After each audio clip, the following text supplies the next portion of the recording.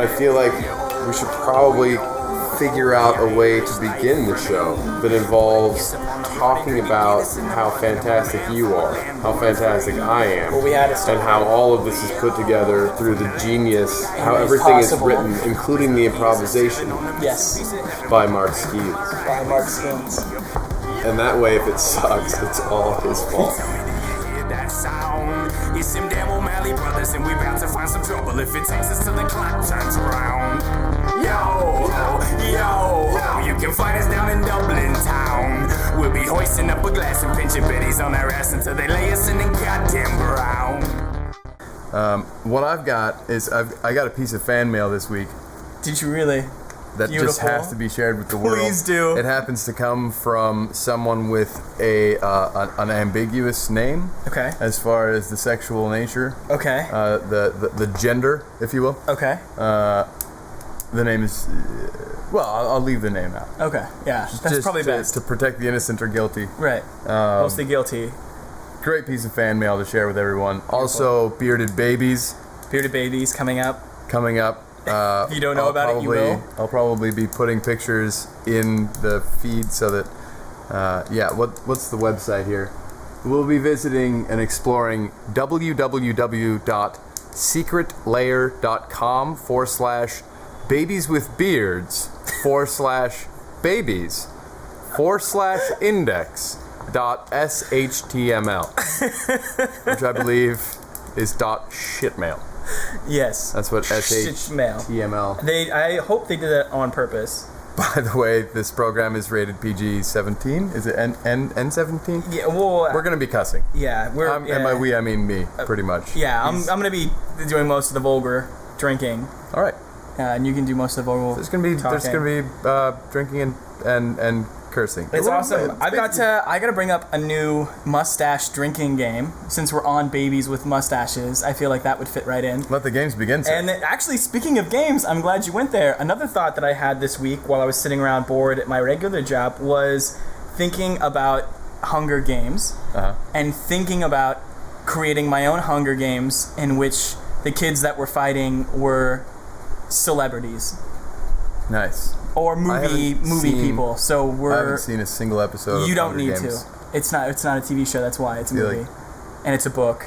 It's a trilogy of books, actually. So you just blew that one wide open. You're right. You haven't seen an episode of it. I haven't seen it. I would not look for the episodes. I would. Movie came out on DVD there. I think I was confusing it with Game of Thrones. All these games going on. Game of Thrones is really good. That is one you should watch. I heard that's good. That's one you need to get into in a big way. I heard it was modern. Or you need to let it get into you. One of the two. Either way, it's going relationships. Down. Yeah, or up. Or you're going down. There's going to be. We're on a course that's we're both on the same. It's an intercourse. Yes. Basically. Yep. Yes. All right. So on the fan mail first. We appreciate our fans, so we're going to talk about them first. Okay. This is a. Then this people is a can message stop listening. From New York City. Hey BJ, thanks to Netflix, On Demand, YouTube, Hulu, and in parentheses, and insomnia causing me to catch up on movies and TV shows well into the night, lol, end parentheses. I noticed you in a couple of roles. Can't say that I've ever written a fan letter before, let alone gushing. But even in bit parts, you display an undeniable talent and charisma. You're also amazingly hot. Man, quite seriously, I gotta say that if you ever get to New York City and want someone to worship and take care of your body, no reciprocation at all required, I'd be happy to oblige. Not that you'd lack for admirers or opportunities, but you never know. Regardless, just know that someone out there recognizes both your work and your more personal charms. Take care. Ambiguous name. like Pat. Or, That is amazing. Jesse. That she missed me at all. Well, I think this is. I don't think this is from you. I don't even think this is really from me. I think it is. No, here's the clue. Okay. Thanks to Netflix. Right. YouTube. Hulu. See, I don't think I've done anything that's on either of one I was of those going to say, things. this podcast is really just an example of what incredibly talented creative minds do when they're bored. Right. Which would be us, but if you had managed to do something on Netflix, On Demand, Hulu, in the course since our last episode, I was going to say, I don't know how you've created the time to get together and do this. I feel like I should have just taken credit for it as part of the podcast, but I haven't put the first episode up yet. Oh, okay. So that'll be coming to you. Well, you already saw it. What's going to happen when that person gets a hold of the podcast? I think that person is going to get a hold of themselves. Whether it be a man or woman, I don't know. Here's what I do know. Okay. I've never had a woman approach me with that kind of, like, listen, here it is, take it or leave it. Sober. Right. Or otherwise. But I have had several men of the gay persuasion come up and flatter me with the gushing. That's true. That happens. Which is just lovely. That happens. I'm not a guy who's weirded out by it. I'm like, wow, right on. Thank you for wanting to do really naughty things with me. I appreciate that. I don't care who it's coming from. And being blatantly obvious about it at the same time. I feel like they, one of my last roommates. Well, I have 2 gay roommates now, but one of my close friends that I was living with before was also gay, and it's just in my time of observing them, kind of in their natural habitat. Mm-hmm. Natural habitat being, I'll just give you Los Angeles. Right. Or going out with them when they go out. As we watch the Californian homosexual. As we watch them along their path. It seems to me like they just do everything that we do, but faster. Right. Like gay guys, I feel, in their head believe that they're aging in dog years. And so because some of the moves I've seen gay guys pull, like they have no hesitation whatsoever. The sense of urgency. To look at you and be like, you're handsome. Right. I live here. Let's do this. Yeah. Apps like Grindr. Do you know Grindr at all? Grindr. Let me tell you about Grindr. Grindr. This blew my mind, and I did not know that such a thing. It just goes to show you the difference between the amount of things that could exist between, for people who are homosexual, like the kind of apps and stuff they can have to get together versus things that would never be allowed between guys. And it's what all Grindr is essentially a dating app, but it's a GPS at the same time. Oh my god. So you get onto this Grindr thing and you say, I am so and so looking for so and so, going out tonight, having a good time, and every time you make a little post or say something or message someone, anytime you're on there at all, a little bing GPS thing goes off. It's checking you in, and so people can everybody else on Grindr looks at the phone and is like, and sees dots like it's MapQuest, I guess. Yeah. And they just they're like, this person's here, and they know where you are now. Is there a setting where you can turn it into the Ghostbusters thing? I've never actually I've never actually used it myself. I heard about it because of my friends who had got it, because I guess they were doing it when it first came out. This was like a year ago. Promotions where if you had it on your iPhone, you would get into clubs for free. Or you would get into gay clubs with a discount, which is amazing. That's brilliant. Because way to spread the word. Yeah. But I was sitting there thinking about how many more jails we'd have to open. App saves you $10 cover. Exactly. It's worth it. People buy it. People buy it. So good marketing. But I was like, how is that? That would never exist between. Girls would never come out with an app and be like, oh, I'm just here and here. And this is, any man could just look at the phone and see where I'm at. Get over here and flirt with me. Right now. I could be walking down Sunset Boulevard and he'd be like, oh, I'm in and out on Sunset. It's an interesting thing. I guess, the homosexual community is, I think, has always been more sexually liberated, generally. I feel like there is the stigma and the strange self-guilt that I feel like we're outgrowing as a society, putting people through that, which I'm very happy about. We should get some. But it's always been like, hey, this is me. Yeah. Get it. We should get some people on the show. We should. We should line it up. We should get some, we should have the serious, let's see what. Let's come up with some tough questions, and we'll bring some hot chicks on the show. Right. And then we'll bring some gay people on the show, whether girls or guys, I don't care. And we'll see. We'll see what happens there. We'll see. We'll ask some questions. We'll get to the bottom we'll chat it out. of this. I'll see if they actually think, because that's just what I've observed. Yeah, like how come you guys get all the fun clubs where everybody gets to dance and it's cool carelessly without insecurity? How come you guys get that? We don't have that. Yeah. You know? Yeah, I don't. If I go out to the club, I just don't go. It's just a bunch of giant guys looking around like, What's up? I'm too cool to dance. I don't have fun. I have muscles. Like you look at a girl, not even a girl they know or affiliated with, but if it's a girl, and you look at them and they don't want you looking at them, from across the room, they give you the sup. Yeah. Right. It's too bad. Yeah. So there's that. We should get to the bottom of this. We should figure out how to bridge the gap. Mm-hmm. Yeah. Unite. Yeah. I also think that if we just get a room with hot girls and gay guys in it and do a show and then end up drinking afterwards, I can already tell that our odds are significantly through the roof on that one. It would also just be one of the most fun rooms to be in, I think. It would be. It would just, the conversation. Well, we do this all the time. Like, we already have friends and parties like that. Yep. But I think that it would help. We have a podcast that basically involves us just sitting around drinking and talking to each other. But in a fashion that I believe brings educational information and material. Right. To our listeners. If anything else, it's at least entertaining. Yes.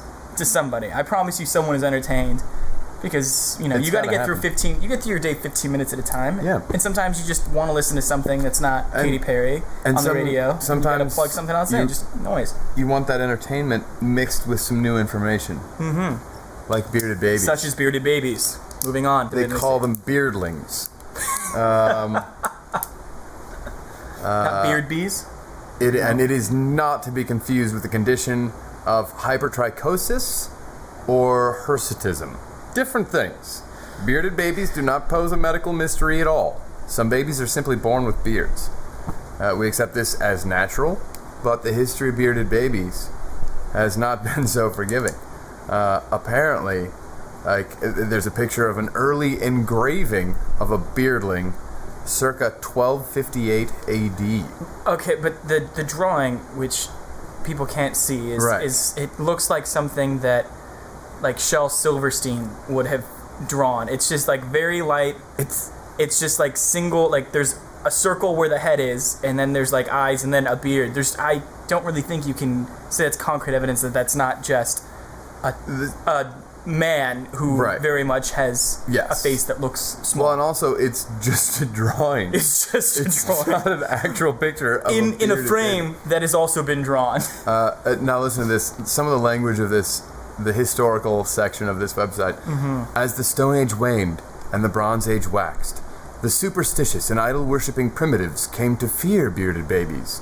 During this time, the true Dark Ages, bearded babies were often left in the woods or hurled off cliffs. Oh. Even after the advent of Christianity, countless bearded babies, or beardlings, were stacked up like firewood and set ablaze, usually as fuel for witch burnings. This needs to be made into a movie so badly. And it just goes on to talk about how bearded babies were put into all of the worst jobs: mercury dredging facilities, lead smeltering plants, coal mines, arsenic brewing factories. Do you brew arsenic? I'm not familiar with the chemical process of. Let me see the minutes. I'll write it down. We'll figure out how to brew arsenic. There's another picture of, because that's information we all need. A bunch of bearded babies pulling the most ridiculous looking cart ever, and underneath it says industrial age beardlings at work in a mercury dredging facility. Yeah, it's just... This is educational. Do you think that we'd be allowed to make a movie that was simply about the abuse of bearded babies? And their triumph and their growth? You know what? I feel like we actually owe it to the beardlings everywhere. Yeah. To sort of, demystify the situation. I want to know if there's anybody that has any sort of circumstantial evidence or eyewitness proof of a beardling. Yeah. A baby having a beard. This is us appealing to you, the audience. Bring us a bearded baby. Or a story about a bearded baby, or anything we can work with. Well, they're not going to believe it unless they see it here. So I want a bearded baby. You want a bearded baby. Here. I want to have a baby sit here. We could add one in post. And stroke its tiny beard thoughtfully while I its tiny golden hair. While I fill its inquisitive little mind. Right. With witticisms. I'm gonna go ahead and write down Beardling screenplay. Find us a bearded baby. Bring us the halfling. Right. Right? That was, Lord of the Right. Ring. I'm gonna go with Beardling screenplay. Speaking of Beardlings, this is a great story that I can't believe. I don't know if I should tell it, but I feel like I should. Yeah, I think you should. We'll cut it. I had a friend him and 3 of his buddies decided they were going to go and consume an illegal narcotic that I don't recommend to anyone. Okay. They were going to have some mushrooms. They were going to go have some shrooms. Okay. At their uncle's cabin, their parents' cabin, some cabin out in the woods. So they go out there, they eat their shrooms, they're having a good time. One of them decides he's going to go for a walk in the woods. The sun's starting to go down, so he wants to make the most of it. He goes out there, he's walking down this trail, and he comes across this gnome. What would appear to be a gnome to him? This is from his point of view. No. It was a gnome. This is actually verified. He comes across a gnome, and it's wearing a red hat. It was like a garden gnome. Well, it has to be a gnome. In the middle, right? It's not a gnome if it's not wearing a hat. Wilderness, right? Yeah. And it's sitting there and it's chattering away in this language that he doesn't understand. It's the middle of Oregon, It's clearly a gnome. Mm-hmm. So he goes back and he tells the gnome, "Wait here." The gnome is just chattering away the whole time. He goes back and he gets his buddies. He's like, "Wait, the gnome's gonna leave. The gnome's on his way places. He's got things to do. He's got things to do. Yeah. So you gotta make sure you tell him, Mr. Gnome, right? Please wait. If you can't leave a gnome to roam because the gnome might roam home." Stupid. I apologize for that. Anyway. These are the jokes. No more of that. Just move on with the story. Yeah. No more? No. Forget. Okay. Seriously. Yeah, we've crossed into no man's land. Anyway. Was another one. So he goes and he gets his 3 buddies, and they go back out to where this gnome was, and sure as hell, there he is, this gnome, and he's just chattering away at the 4 of them. And they're like, well, what are we going to do? I mean, we can't just leave this gnome out here. No one's going to believe us. Right. We've got to take this gnome back to Portland with us. Right. So they grab this gnome who's chattering away the whole time, just talking up a storm, but no one can understand him. And they get in the car, and they're driving back, and they're all so excited because they just found a gnome. I mean, this is proof of mythology. Scientifically huge. This just really takes down so many. It validates. I mean, are there mermaids? Are there sirens? Probably. Are there, It's just, we'll get to mermaids. Right. Sorry, don't get me off on that tangent. So they're driving, and they're just, well, I guess I'm driving. You're driving. I'm driving. Well, I'd be driving. I guess you would be driving. In Oregon, they still drive on the. Right. Yeah. Okay. So I'm the driving. Over here. So you're driving. Is it a stick? Because I can't drive a stick. No, it's fine. Okay. The passenger's sitting there, and he's like, "Man, I can't believe we've got a gnome." The gnome is sitting in the back, in between the other 2 guys. Is he in a car seat? No. Okay. But he's just smiling. That's and dangerous. Just chattering away. Got you. And he keeps on checking in. When they get about halfway back to Portland, and he looks back, and he's like, "Guys." Maybe I'm just too messed up, but the gnome sort of looks like a kid with Down syndrome.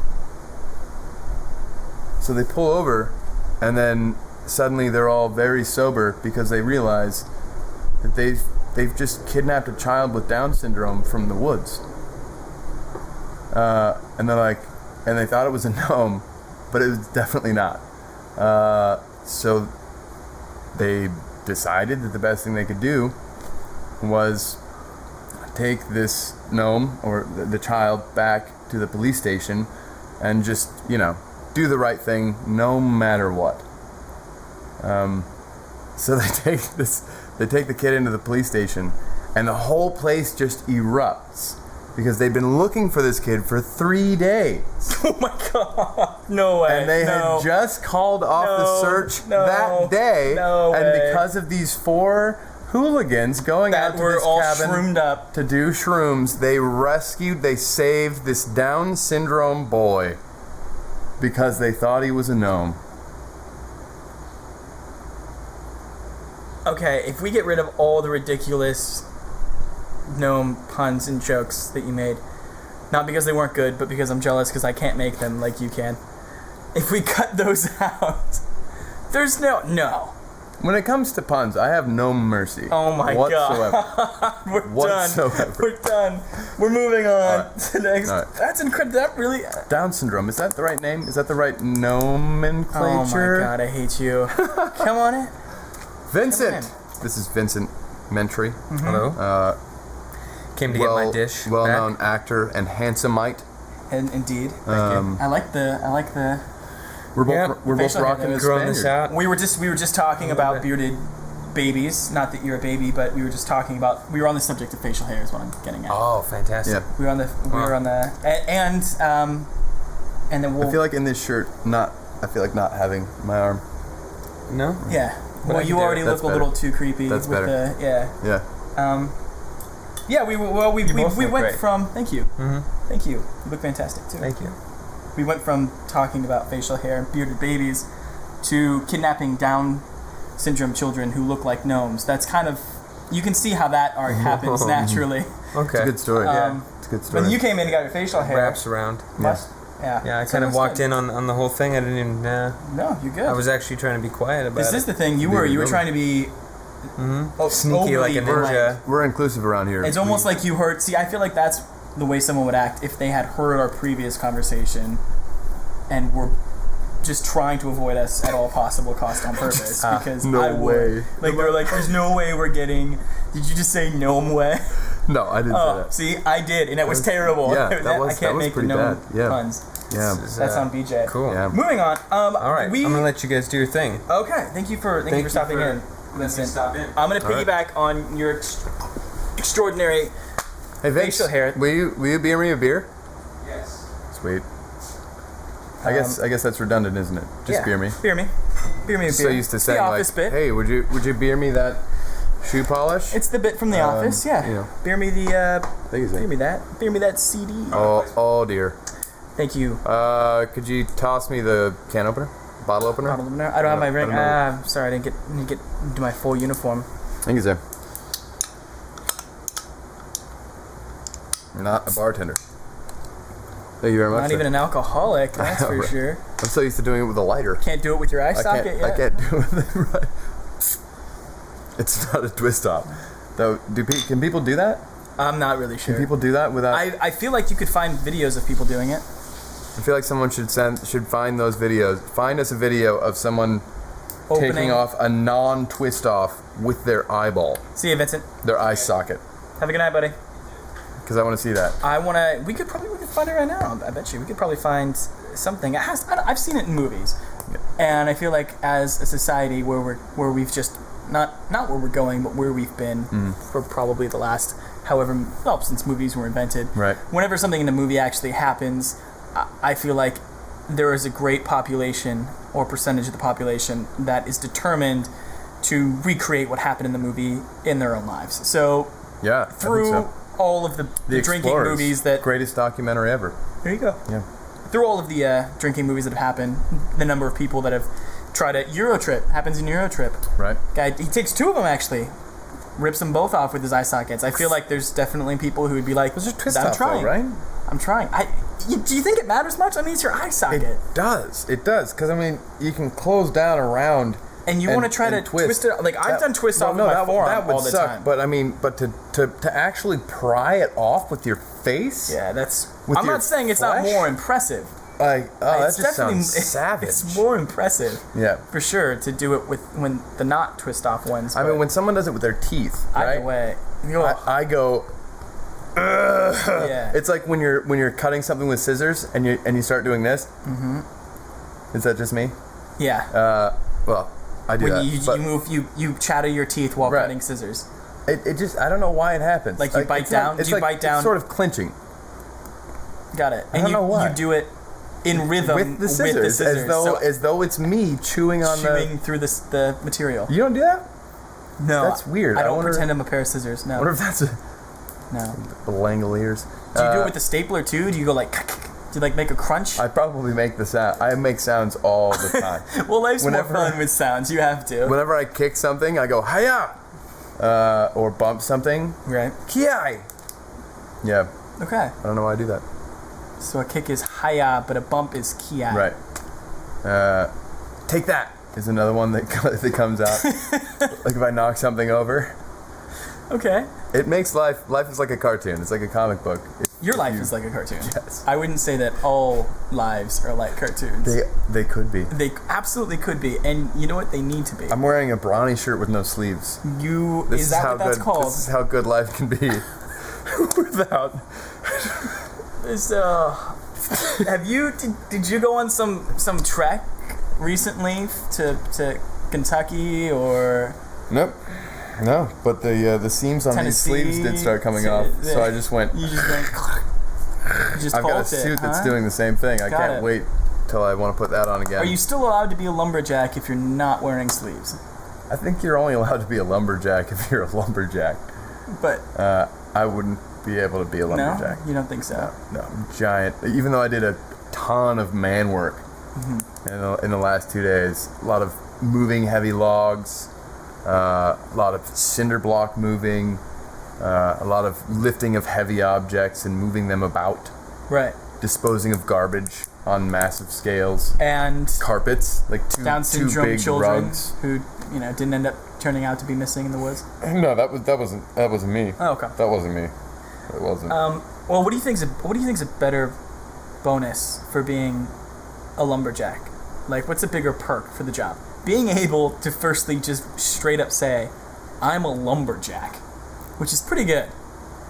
Or the 15-minute pancake breaks that you get.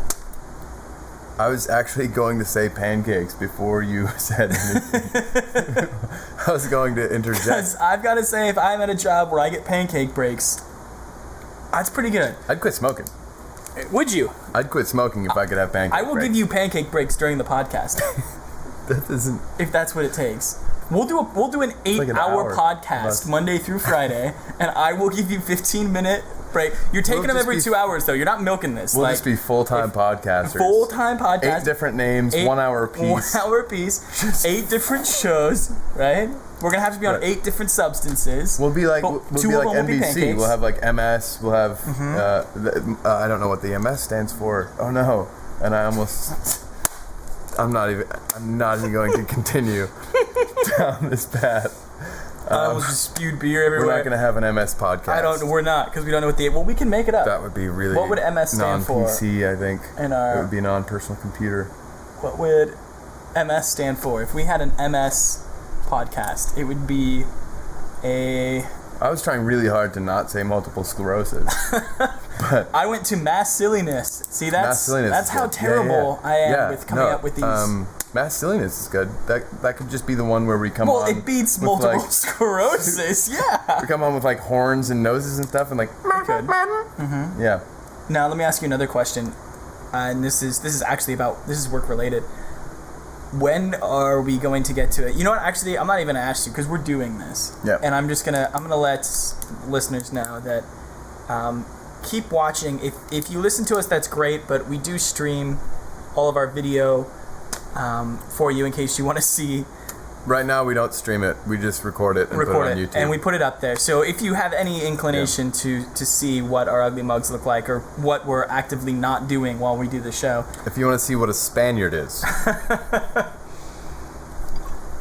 And what kind of beer we drink, then you can log on. But you're going to need to do it because in one of our coming episodes, we will be doing the podcast as a normal podcast, but the recording will be of us doing hand puppets instead of ourselves sitting down. There will be a hand puppet podcast. There will be a hand puppet podcast. Thou shalt puppet. It could be socks. It could be brown paper bags. We're gonna leave it up in the air. But if you want to see some hand puppets do a mean podcast, it's stay tuned. The only thing more ridiculous than watching it is going to be listening to it and without and watching doing it. And and the footage backstage, because it's gonna get crazy up in here. We're gonna get. I was having that conversation. I was in Chipotle the other day. I'm always great at Chipotle. We need to get sponsors. We drop a lot of corporate names. We need to get sponsors. Chipotle is bomb. Chipotle, and I'm there all the time. Yeah. And I was in there the other day. Aronike. Aronike is another great one. And for whatever reason, while I'm in Chipotle, I just have great ideas. Yep. And I just looked at my friends at one point and I said, there are not nearly enough puppets in our lives. Like we don't do enough. Like, when was the last time you sat down and had a good puppet theater moment? It doesn't even have to be a puppet whole show. Just we don't play with puppets enough. And then we were like, well, we should get drunk one night and make puppets and just kind of see where the night goes from there. And then I came up with Drunk Puppets is perhaps wholly awesome band name alert. Yes. Drunk Puppets.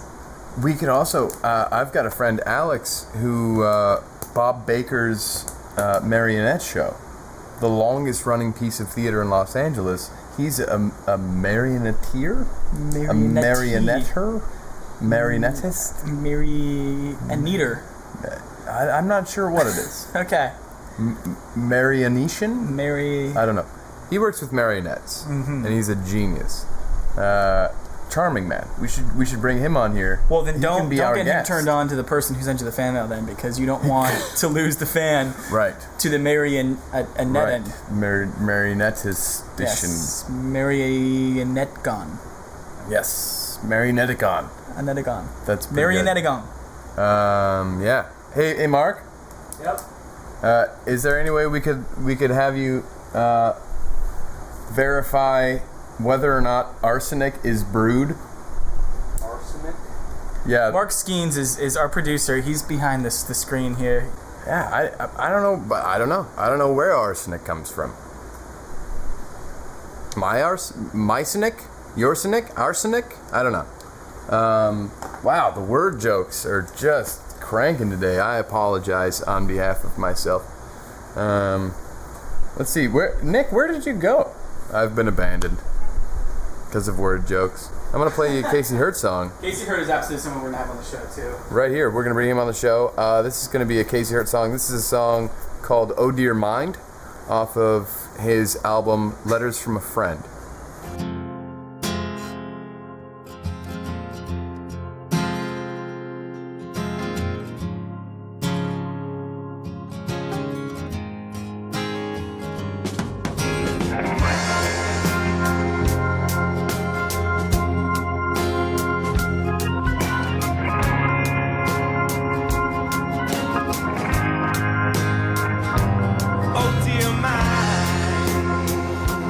There are times when I don't think you want the best for me. My heart says that you don't know quite as much as you seem to think. Oh dear mind, you spend your time learning all the rules, but I can't live by guns that I can't shoot. I guess this is goodbye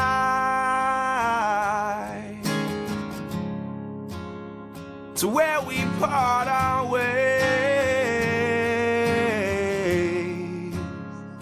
Don't shed a tear for me, 'cause I'm not afraid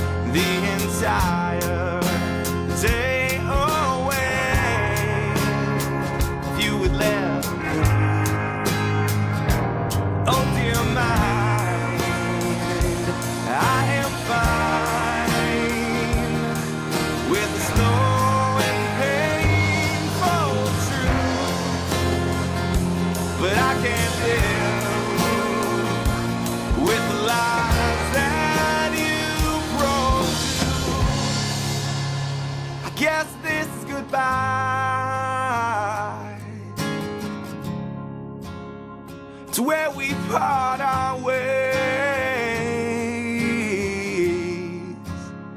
but don't shed a tear for me, 'cause I'm not afraid. Oh, I'm not afraid. Oh, I would laugh if you would let me, and I would write songs that make people smile, and I would love without the memories that you always seem to find. You always seem to find.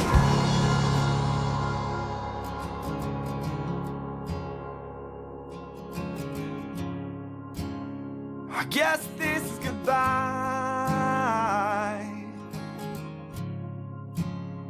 It's where we part our ways.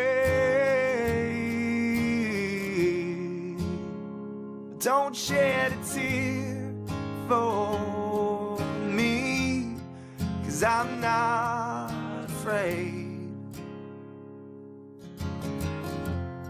Oh, I'm not afraid. It's a road I have to take. You don't have to wait.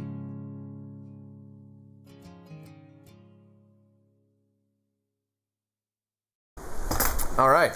That was Oh Dear Mind by Casey Hurt off of the album Letters from a Friend. Incredibly talented artist. Look him up, find him.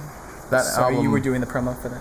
That album was in my CD player for an entire rehearsal process when I was driving to Long Beach every day. And it was exactly as long as the drive. So I would hear that album 2 times a day, and I still love that album. So pick it up. Good, pick it up. Yeah. Pick up your album, too, while Yeah. you're at it. Out there. I mean, that's... Well, you can't plug my album after plugging Casey's album. Apparently, you already have people who are in love with you based on all of your work on Hulu, so I feel like we can plug whatever the F we want right now. Did you see that? I said F instead of fuck. I didn't say fuck, I said F. Good. Because I was trying to make sure that we censored this. It's good to censor that stuff. Yeah. Because you don't want these fucking kids out here to get the wrong fucking idea. No, you most certainly do not. That shit would get way out of hand. It really would. I feel like at this point, though... We shouldn't be setting a fucked up example. I feel like kids are already probably fucked up enough. It's true. There's probably things that if kids had a podcast and said whatever the hell they wanted to, it'd probably be things that would offend us. And probably things that I would be like, what did you just say? You're like on a totally different... God. You know? Do you remember learning about cuss words when you were a kid? Oh, yeah. And learning about things like sex and like... Because like you talk about that as a kid, like you go out on the playground and you're like, playground talk.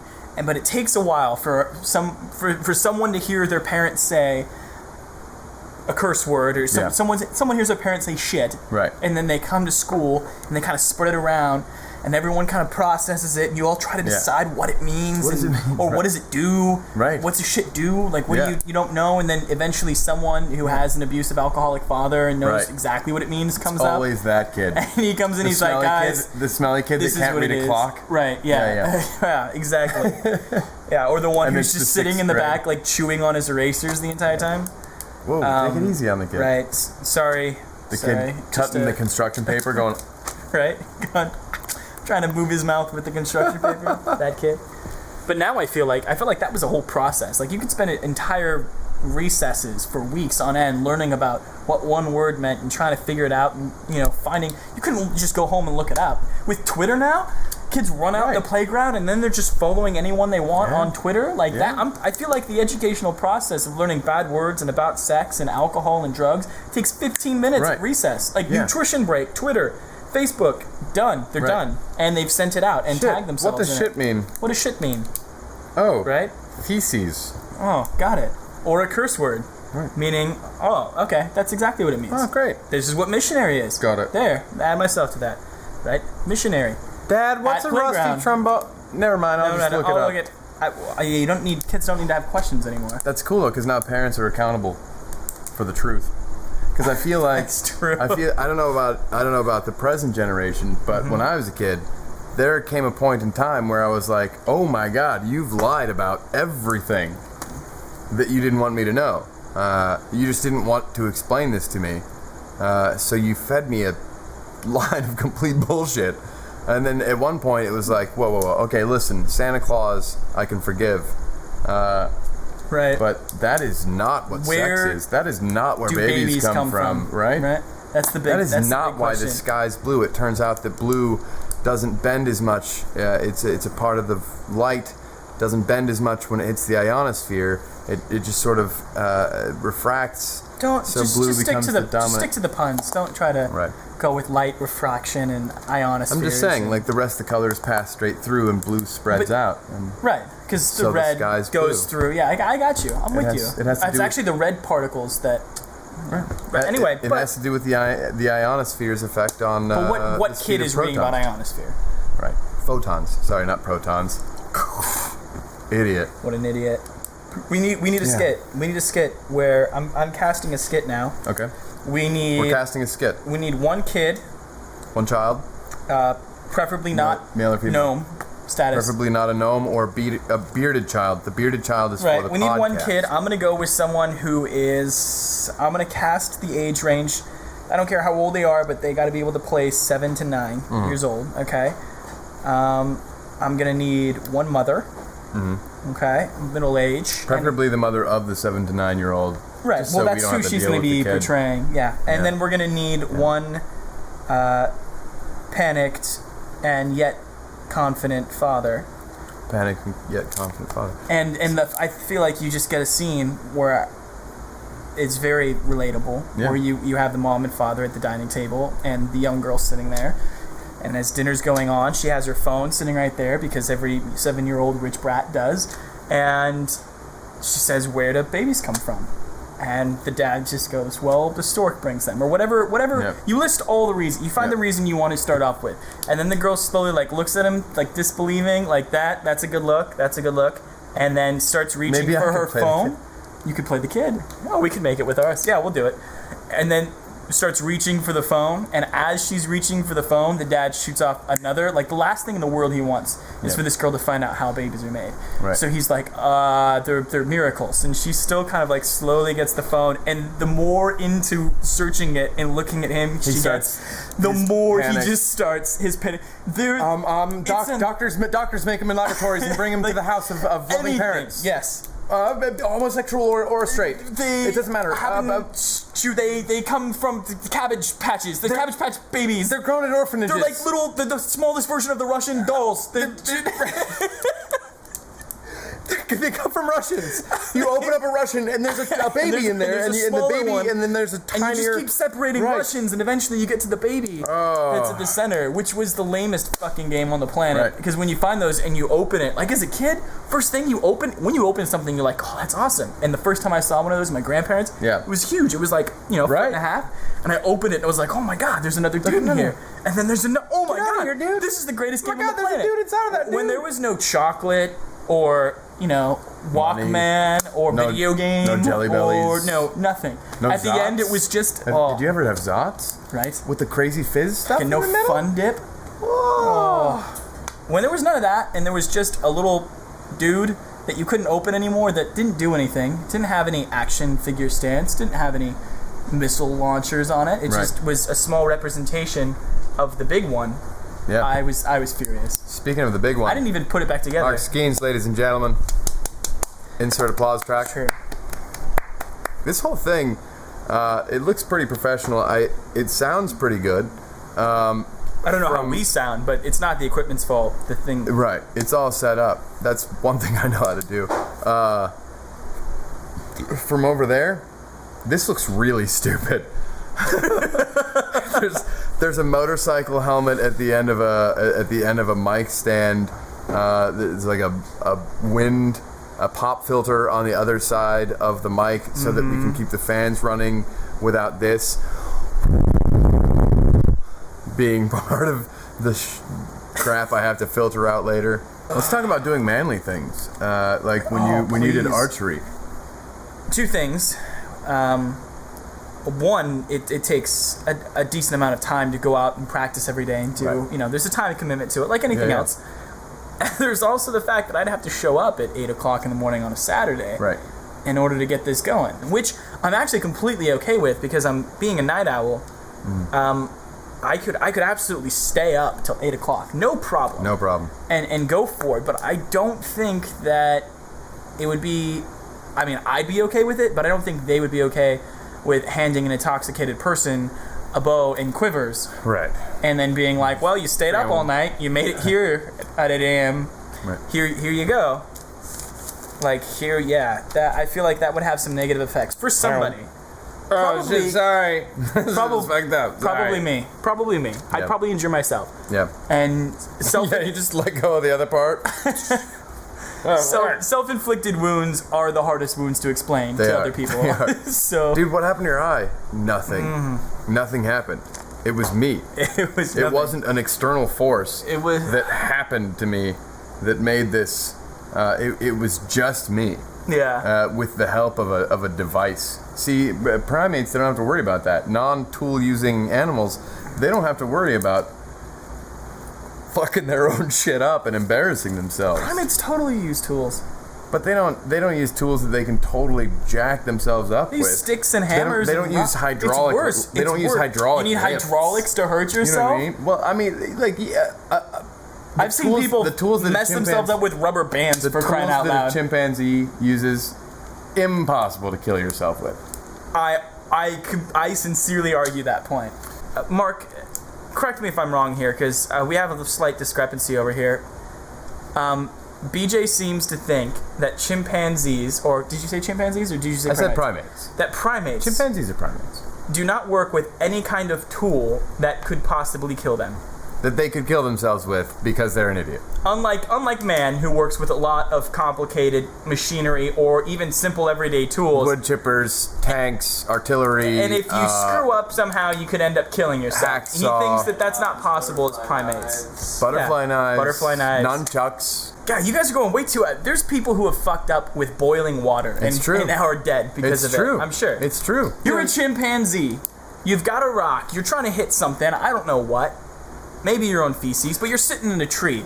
If you hit your own hand and you start screaming, if you're in a tree and you fall out, that's because of the tool. Game on. You're dead. You're dead. I can't imagine a primate sitting there like trying to break open something with a rock and like accidentally smashing one of its testicles. I absolutely can. But a drunk man, like those videos are Same all thing. over YouTube. It's the same thing. That's why. A drunk man is a primate. That's the same thing. They devolve. If you watch videos of drunk people, there are primates who are far more intelligent. Primates can do sign language. Drunk men can't even get themselves out of bars. So like every four. Drunk men piss themselves. So like every 5 drinks, a man goes back one evolution step on process backwards. We need to get a zoologist on the phone. Someone We who do. works with chimpanzees and can either debunk my theory or I feel like an completely support it. anthropologist would probably be better. A zoologist, like, I mean, if you're watching, I mean, if we're talking about primates that are in captivity, they're watching stupid kids and idiot human beings fuck up their shit every day. But what about stupid monkeys? And maybe they're learning by other example. primates before there were humans were watching other stupid monkeys. See, but do now things. we're talking about like the Venn diagram of like, these are stupid monkeys, these are stupid people, and these are what stupid monkeys do when interacting with stupid people. Right. That's the zoo. This episode is brought to you by the word vagina, and for those of you who don't know what a vagina is, I want to show you. We're about to get real classy, folks. It's where I ripped my pants, my jeans, and in the way of a nice deep central line there. So that's a vagina right there. Mark, Fingering you've his all vagines. just got a full shot at my vagina. That's where that is. That's where this has gone. You're welcome, kids. You're welcome, parents. Yeah, and you're welcome anyone who ever rips a pair of jeans. You no longer have to say there's a hole in my crotch. Yeah. You just say I've torn a vagina. I'm rocking the vagina look. I'm rocking the vagina. Yeah. I'm not actually sure how I developed my vagina. I just noticed it the other day. You're blossoming. I guess. I hope I don't blossom too much more though. Otherwise, I'm gonna have to like. I wish there were like burn marks around it. So you could just say, well, my balls spark when I walk, and they just caught on. That's what you want for me to catch on fire. That's what you hope for. Because of your sparking balls, right? That would be awesome. Why? And if I caught fire because my balls sparked when I walk, I would be like, I totally caught fire yesterday. Is that considered a household accident? Because primates at some point had to have had sparking balls. They're covered in hair. There's something, the friction there. Boom. There's the sketch. What I said about the monkey. Right. Breaking open something with a rock. Right. Yep. Accidentally smashes his balls. Right. It sparks. Oh. Ooh. Ooh. Ah. Ooh, ooh, ooh. Keeps sparking. Sets the log that he's sitting on fire. Boom. That's how man discovered fire. But it was man. It was primate. Right. Chimpanzee. But that was the tool that was invented on that day. And based on your demonstration, it's also how they discovered jerking off. Right. And it led to the evolution of man from primate. Which is pretty much the two things we care about most, really, is making fire and jerking off. Boom. So, all discovered. And that's where because of our tool-using primates. Because of our tool-using predecessors, our ancestors. Okay. I'm gonna put it in a minute. All right. Here we go. Sketch. That may have been the earliest kneeling. Creating fire. How dare you? Fire from whoa! That ball hair. Listen, we're talking about a primate that sparked off literally the evolutionary chain that led to mankind because of his brass sparking balls. I feel like if it was a kneeling, the kneeling monkey would have been sitting in the tree next to him, looked over, saw it. Finished his little coconut so you're making concoction. Me that monkey I'm making you that monkey just for the exercise sake. Let's say you're over there, you see it. If it was a true kneeling monkey, it would have been like, that guy did something over there. I'm gonna find a way to use that. You don't have to. Right? It's just for the. Right, for the all I'm saying is that the kneeling monkey probably would have been drinking in a tree somewhere. Right. And then would have either found a way to use that and you as my friend to get him laid, or would have found a way to then transfer it into making more monkey drinks. Yeah. Or got him drunk and dared him to try to start a fire with his sparking balls. There he is. Boom. He would have turned it into a party. It's a collaboration. Yeah. It would have turned into the kneeling monkey would have been like a bonfire. That would have been this is going to be great to bonfire. What? Come with me. Guys, let me show you the trick that this guy can do. Bring the ladies. Watch this. Bring the lady monkeys, bring a couple drinks. We're going to create some music. We're going to light some ball hair on fire. It's going to be a fantastic party. Are there different words for male and female monkeys? Because I feel like you've got a cow, you've got a bull, you've got a ewe, you've got a ram, you've got a chicken. Right. You got a mouse hen, and you've got a rooster, you know? Yeah. Do we have those for primates? Is there like a he monkey and she monkey? Yeah, I feel like that pretty much wraps it up. I mean, do they cover that in Planet of the Apes at all? I mean, a gorilla and a gorilla? I think they just say boy. Oh, wow. Gorilla? Gorilla. I feel like they just say boy or girl. I don't feel like they have a specific... The male silverback gorilla. Right. Right. Yeah. Have you seen the drunk monkeys? There are monkeys on this tropical island that have started stealing people's booze while they're not looking. And they just get trashed. See, that's where the kneeling monkeys would be. Yeah. That sounds like... Okay. I feel like if you put drunk monkeys into YouTube, you will find some of the greatest footage ever. We're going to make a list of top 10 ways to be reincarnated. Right. Oh, yeah. And I am going to recommend that goes on the list. Oh, we should make that a list, right? We should just make that I'm going to make the list. Yeah. Being reincarnated as a drunk monkey. Right. Sounds carefree, happy. Yes. It doesn't... Okay, so drunk monkey is definitely going on the list. So, there we go. So, there's our first submission. Okay. The top 10 ways people would want to be reincarnated. After we get this, we should put it on our site. Please submit yours in the comments section. Or email them to... What's that? I guess BJ at bjallman.com. Apparently that's where all my fan mail goes. That's where all the fan mail goes, so might as well be all the rest of the mail. And I guess, that's also where this can sort of live for a while. You can put it on our Facebook, too. Yeah. Let's get one last good shot.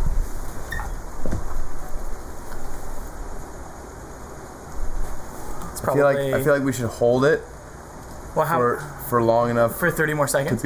Yeah.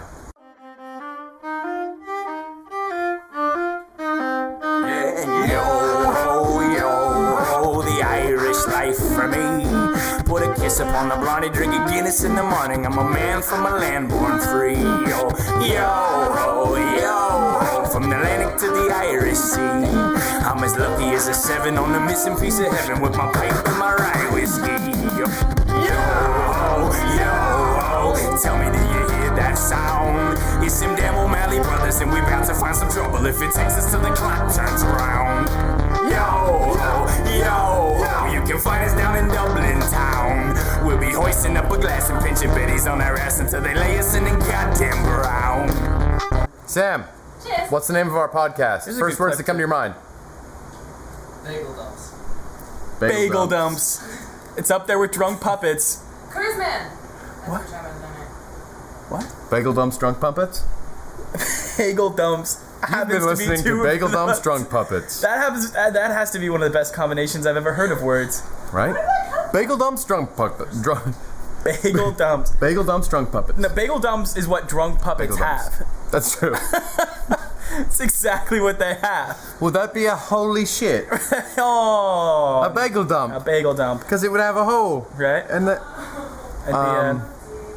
And BJ kills another running gag. The Mark, Nick, and Bryson Show. Have a good night, you guys. We'll name it later. Promise.